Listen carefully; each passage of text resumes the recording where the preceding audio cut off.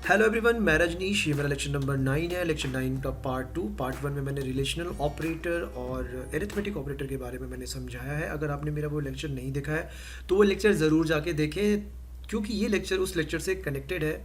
Order में देखने से आपके लिए बेनिफिशियल होगा। लेक्चर 9 के पार्ट 2 में हम लोग ऑपरेटर्स का assignment operator, logical operator and membership operator के बारे में अब जानेंगे। क्लियर? तो अब इसे मुझे रन करा के आप लोग को समझाना पड़ेगा, क्योंकि वहीं से सारा कॉन्सेप्ट अच्छे से क्लियर होता है। तो मैं यहाँ पर आइडियली लिख के रन कर सकता हूँ, पाइथन लिख के भी अपना काम कर सकता हूँ। मैंने यहाँ पे पाइथन लिखा तो ये खुल गया। मैं आइडियली पे भी काम कर सकता हूँ, तो मेरा पाइथन शेल खुलेगा, वहाँ पे भी मैं अपना काम कर सकता हूँ। तो फिलहाल मैं ये यूज़ कर रहा हूँ यहाँ पे। तो आप इसे पाईचार्म में भी जाके रन करा सकते हैं, क्योंकि ये सिर्फ एक इंटरैक्टिव इनपुट आउटपुट होगा। लाइक मैं कोई कमांड दूंगा, मुझे आउटपुट चाहिए, तो इसलिए मैं इसका यूज़ कर रहा हूँ। फिलहाल इक्वल ऑपरेटर जो है यहाँ पर वो असाइनमेंट ऑपरेटर की कैटेगरी में आता है। इसका मतलब क्या होता है? इक्वल ऑपरेटर का यूज़ किया था किसी चाइल्ड वैल्यू को इनिशियलाइज करने के लिए। यहाँ पे ए इक्वल 12 मतलब क्या है? ए के अंदर मैं 12 को इनिशियलाइज कर रहा हूँ। एक एक 12 क्या है? वो एक वैल्यू है, मतलब एक ऑब्जेक्ट है। बेसिकली उसका रेफरेंस ए को मिल जा रहा है। बट सिंपल लैंग्वेज में यहाँ पे समझने के लिए, यहाँ पे इक्वल ऑपरेटर क्या कर रहा है? वैल्यू को इनिशियलाइज कर रहा है। राइट हैंड साइड का जो वैल्यू है, लेफ्ट हैंड साइड में जो वेरिएबल है उसके अंदर वो इनिशियलाइज कर रहा है। क्लियर? अब आप, ये हो गया, इसे आप डिस्प्ले कर सकते हैं। यहाँ पे डिस्प्ले करके आप चेक कर सकते हैं। तो यहाँ पे मैंने प्रिंट 12। उसके बाद आता है plus and equal. Plus and equal आप देखिए यहाँ पे लेफ्ट साइड में, यहाँ पर अब जो दूसरा ऑपरेटर है असाइनमेंट ऑपरेटर, वो है प्लस एंड इक्वल। तो इसे कैसे समझेंगे हम लोग? इसे हम लोग यहाँ पर फटाफट आते हैं। ए का वैल्यू मैंने क्या लिया था? ये शायद मेरा दूसरा वाला, ये कमांड प्रॉम्प्ट खुल गया। मैं इसे बंद कर दे रहा हूँ और मैं आ जाता हूँ सीधा यहाँ पे। मैं ए में एक वैल्यू लूँगा 100। क्लियर? और इसके साथ मैं एडिशन करना चाहता हूँ 50। ओके, तो मैं दो तरीके से कर सकता हूँ। एक तो मैं लिख सकता हूँ a equals to a plus 50। Okay, और इसको मैं असाइनमेंट ऑपरेटर का अगर यूज़ करके करूँ तो मुझे बहुत ही सिंपली शॉर्टकट में ये लिख सकते हैं, ए प्लस इक्वल्स 50। इसका मतलब ही होता है एक्चुअली में ए इक्वल्स टू ए प्लस 50। तो उसको लेके आप कंफ्यूज ना हो, उसी को शॉर्टकट तरीके से लिख दिया। बस क्या किया उसने? ऑपरेटर यानी कि जो एरिथमेटिक ऑपरेटर होता है, असाइनमेंट ऑपरेटर में क्या होता है? एरिथमेटिक ऑपरेटर पहले आ जाता है और इक्वल ऑपरेटर जस्ट उसके बाद आता है। इस चीज़ को आप ध्यान रखेंगे तो आपसे गलती नहीं होगी, बहुत आराम से आप इसे समझ जाएंगे। और यहाँ पर अगर मैं प्रिंट ए करूँ तो मुझे देखिए यहाँ पे 150 मिल गया। क्लियर? उसी तरीके से अभी फ़िलहाल ए का जो करंट वैल्यू है वो 150 है। मान लीजिए 150 जो है वो आपका पॉकेट मनी है। अब आपने सपोज़ कर लीजिए 50 रुपीज़ में आपने कोई चीज़ खरीदा। सपोज़ कर लीजिए आपने 50 रुपीज़ का डोसा खाया। क्लियर?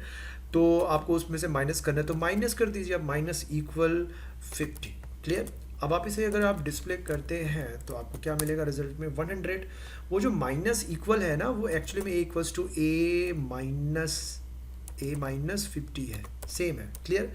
अच्छा, डोसा खाने के बाद आप सोचे कि ठीक है भाई, अब मैं एक काम करता हूँ, जो मैंने डोसा खाया, अब जो पैसा बचा मैं अपने दो भाइयों के बीच में मैं उसे डिवाइड कर लेता हूँ। तो डिवाइड करने के लिए आप दो ऑपरेटर यूज़ कर सकते हैं, एक डिवीज़न ऑपरेटर, रेगुलर डिवीज़न, और एक फ्लोर डिवीज़न ऑपरेटर जो आपको यहाँ पे दिखाई दे रहा होगा। दोनों का हम यूज़ कर सकते हैं। क्लियर? तो मैं जो पहले आया मैं उसी को पहले यूज़ करता हूँ। यहाँ पे मैं लिख दूंगा ए। मैंने जैसे बोला था कि असाइनमेंट ऑपरेटर में क्या होता है, एरिथमेटिक ऑपरेटर पहले आ जाता है और इक्वल बाद में आ जाता है। तो हम दो भाई हैं, मैंने उन दोनों में डिवाइड कर लिया, वैल्यू को डिवाइड कर, मतलब आपस में दो लोगों के बीच में डिवाइड कर लिया। तो वैल्यू क्या हो जाएगा? ए का करंट वैल्यू अभी अगर मैं डिस्प्ले करूं तो 50.0 मुझे यहाँ पर रिजल्ट में मिल रहा है। क्योंकि ये जो रेगुलर डिवीज़न है, इसके बारे में मैंने अपने प्रीवियस लेक्चर में बताया, वहाँ पर जाकर देखें, आपको सारी चीज़ें समझ में आएंगी। इन केस अगर आप सोच रहे हैं कि 50.0 क्यों आया, क्यों 50 नहीं आया, ये सारी चीज़ें मैंने वहाँ पर एक्सप्लेन की है। क्लियर? अब आ जाते हैं हम लोग मॉड्यूलस ऑपरेटर में। अब तो मेरे पास 50 रुपीज़ है। अब अगर मैं 50 रुपीज़ को मैं मॉड करूं, सपोज कर लो मैं यहाँ पे लिखूं a modulus operator equal, okay, equal में मैं डाल दूं यहाँ पे, सपोज कर लीजिए आपको मैंने डाल दिया 10। ओके, तो इस केस में क्या आएगा? रिमाइंडर क्या बचेगा? रिमाइंडर कुछ भी नहीं बचेगा, क्योंकि 50 को आप 10 से डिवाइड करेंगे तो जो रिमाइंडर होगा वो होगा 0.0। क्लियर? तो आप डिवाइड करके देख लें यहाँ पे।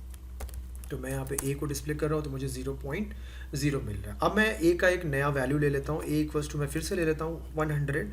अच्छा, अब इस ए इक्वल्स टू 100 को मैं सपोज कर लीजिए फ्लोर डिवीज़न में करना चाहता हूँ। तो यहाँ पर मेरा असाइनमेंट ऑपरेटर फ्लोर डिवीज़न का मैं यूज़ कर रहा हूँ असाइनमेंट ऑपरेटर में। तो मैं डिवीज़न मतलब फ्लोर डिवीज़न इक्वल्स टू उसके बाद जिससे मुझे डिवाइड करना है वो मैंने यहाँ पे लिख दिया। अब मैं यहाँ पे प्रिंट करूँगा तो मुझे ए का वैल्यू 20 मिलेगा, 20.0 नहीं। क्लियर? ये सारी चीज़ें आपको प्रीवियस लेक्चर में मिल जाएंगी। अब आ जाते हैं हम लोग एक्सपोनेंट ऑपरेटर के ऊपर। ये कैसे काम करता है देखिए। मान लीजिए ए का वैल्यू है, फिलहाल अभी ए का वैल्यू तो 20 है। अगर मुझे 20 का पावर 2 करना है तो मैं क्या करूँगा, ए एक्सपोनेंट ऑपरेटर का यूज़ करूँगा, देन इक्वल, उसके बाद 2। इसको आप ऐसे भी समझ सकते हैं, a equals to a exponent operator 2। तो कंफ्यूज ना हो, दोनों यूज़ कर सकते हैं आप। क्लियर? तो इसका मतलब क्या, ए का वैल्यू 20 है, उसका पावर 2 कर देंगे तो 20 इंटू 20 हो जाएगा। आपको रिजल्ट में क्या मिलेगा, 400। क्लियर? तो मैं यहाँ पे ए लिख दिया, मुझे 400 मिला। इस तरीके से असाइनमेंट ऑपरेटर काम करता है। मैंने सारी चीज़ों को एग्जाम्पल के थ्रू, सिंपल एग्जाम्पल के थ्रू मैंने समझा दिया। अब आते हैं हम लोग लॉजिकल ऑपरेटर में। लॉजिकल ऑपरेटर भी बड़े काम का चीज़ है। ये इफ एल्स में बहुत यूज़ में आता है, वाइल लूप में यूज़ में आता है। तो इसमें इसका कॉन्सेप्ट आपका क्लियर रहना बहुत ज़रूरी है। तो जैसे कि मान लीजिए अगर आप लिखते हैं, सपोज कर लीजिए मैं लिख रहा हूँ प्रिंट, मैं एंड ऑपरेटर को पहले पकड़ के चलता हूँ, एंड और एंड नॉट, ये तीनों ऑपरेटर जो है ये बेसिकली रिजल्ट जो है वो ट्रू और फॉल्स के फॉर्म में रिटर्न करते हैं। एंड कैसे काम करता है पहले मैं आपको बता देता हूँ, एंड काम कैसे करता है। सपोज कर लीजिए आपने लिखा print true and false. Clear? तो ये करता कैसे है, ट्रू एंड फॉल्स में ट्रू एंड ट्रू अगर आप लिखेंगे, अच्छा अगर एंड क्या है वो एक ऑपरेटर है, उसके लेफ्ट और राइट में जो मैंने ट्रू एंड ट्रू लिखा है वो ऑपरेंड है। ऑपरेटर के लेफ्ट और राइट में जो वैल्यू होता है वो ऑपरेंड होता है। अगर एक ऑपरेटर के लेफ्ट और राइट में वैल्यू है, यानी कि दो वैल्यू है, यानी कि दो ऑपरेंड है, तो ऐसे ऑपरेटर को हम लोग बाइनरी ऑपरेटर बोलते हैं। बाइनरी ऑपरेटर का मतलब जो दो ऑपरेंड के साथ काम करते हैं, लाइक 5+2, ओके, 4+3। तो 4+3 है तो प्लस के लेफ्ट में भी एक वैल्यू है, प्लस के राइट में भी एक वैल्यू है। तो यहाँ पर ये जो दो वैल्यू 4 और 3 है वो ऑपरेंड है, और प्लस क्या है वो ऑपरेटर है। और ये जो ऑपरेटर है ये दो ऑपरेंड के साथ काम कर रहा है, इसलिए इस ऑपरेटर को हम लोग क्या बोलेंगे, बाइनरी ऑपरेटर। और कोई भी ऑपरेटर जो कि सिंगल ऑपरेंड के साथ काम करता है उसे हम लोग यूनरी ऑपरेटर बोलते हैं। जैसे कि नॉट यहाँ पे यूनरी ऑपरेटर है। क्लियर? तो ट्रू एंड ट्रू, तो ट्रू एंड ट्रू में मुझे रिजल्ट ट्रू मिलेगा। ट्रू एंड फॉल्स अगर मैं मान लीजिए करता हूँ तो एक भी फॉल्स होने से एंड जो है वो फॉल्स रिटर्न करता है। ठीक है? तो इसे मैं यहाँ पे अगर फॉल्स कर दूँ और फॉल्स, ठीक है, फॉल्स एंड फॉल्स तो मुझे फॉल्स मिलेगा। और फॉल्स एंड ट्रू करता हूँ अगर मुझे, तो क्योंकि एक भी फॉल्स होने से मेरा आउटपुट फॉल्स आएगा। तो इस तरीके से काम करता है। तो ये जो ट्रू और फॉल्स है ये बूलियन वैल्यू है, ये फिक्स है, ये कीवर्ड है। इसमें जो टी होता है कैपिटल होता है, फॉल्स का एफ जो है वो कैपिटल होता है। क्लियर? तो अब मान लीजिए अगर मुझे पता करना है कि कोई बंदा अगर जैसे मान लिया 18 साल का है, अगर मैं उसे मॉड, अगर सॉरी कोई नंबर है मान लीजिए 10, अगर मैं उसका मॉड्यूलस 2 करूँ तो 12 मॉड्यूलस 2 करूँ अगर मैं, तो मुझे रिमाइंडर में क्या मिलेगा, मुझे रिमाइंडर में मिलेगा 0। क्लियर? तो अब इस केस में मैं यहाँ पे लिखूँ 12 mod 2 इक्वल्स टू 0। अगर मैं ये करूँ, ठीक है, तो क्या ये कंडीशन ट्रू है? आप सोचिए पहले। फिर मैं यहाँ पे एंड लिख देता हूँ और मैं लिखता हूँ 10 मॉड्यूलस 5 इक्वल्स टू 0।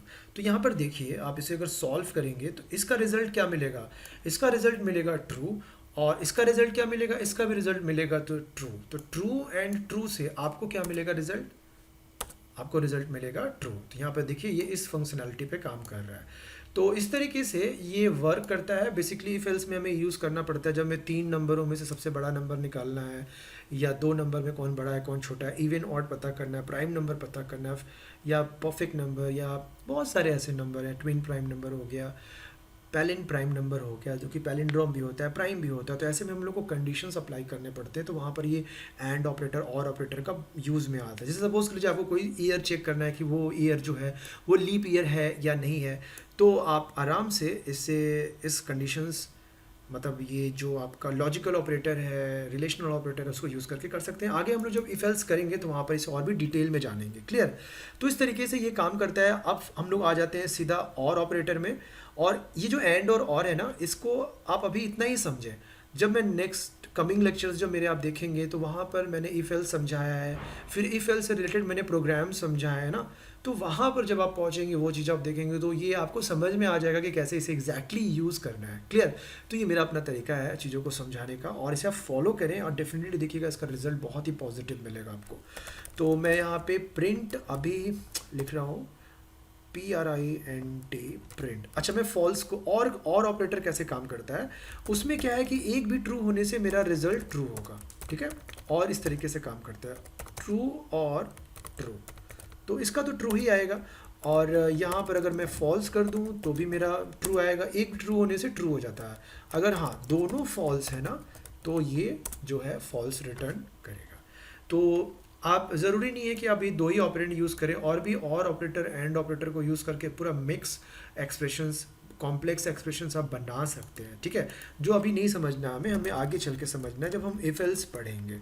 तो इस तरीके से अगर मान लीजिए मेरा यहाँ पे फॉल्स हुआ, ठीक है ना, और यहाँ पे मेरा ट्रू हुआ, तो मेरा रिजल्ट ट्रू आएगा।